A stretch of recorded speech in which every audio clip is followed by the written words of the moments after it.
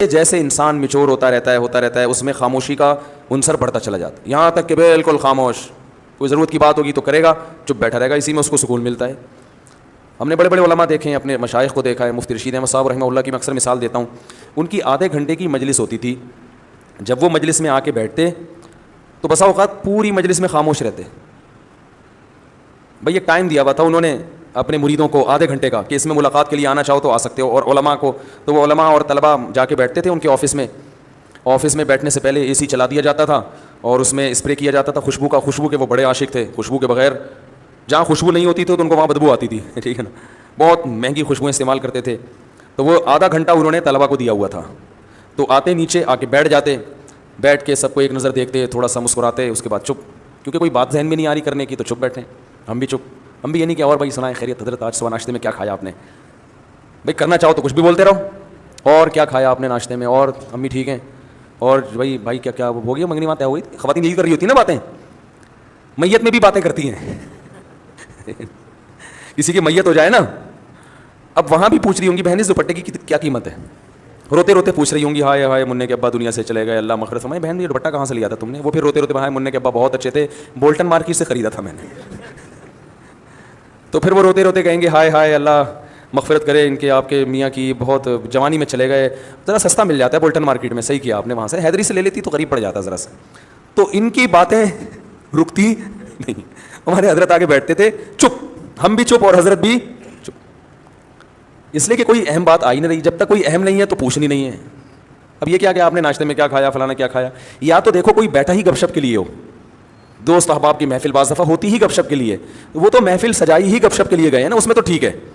Normally انسان جتنا خاموش ہوگا اکثر یہ اس کے ذہین ہونے کی علامت ہے کہ یہ میچور ہے، سمجھدار ہے، بلا وجہ بولتے رہنا یہ اس کی علامت ہے کہ آپ کی عقل کامل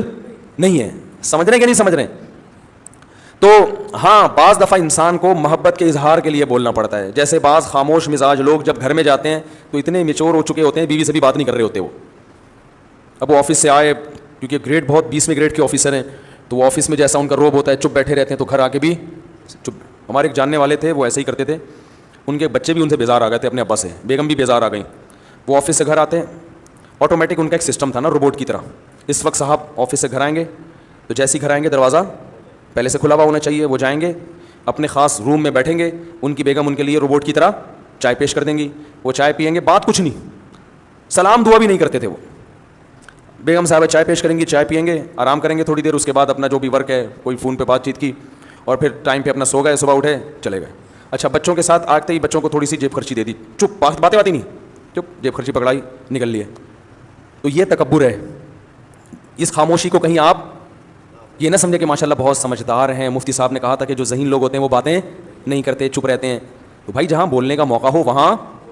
بولنا چاہیے۔ اللہ میرے والد صاحب کی مغفرت کرے، ہمیں والد صاحب کے انتقال پہ اتنا افسوس ہوا، گھر کی رونق ختم ہو گئی،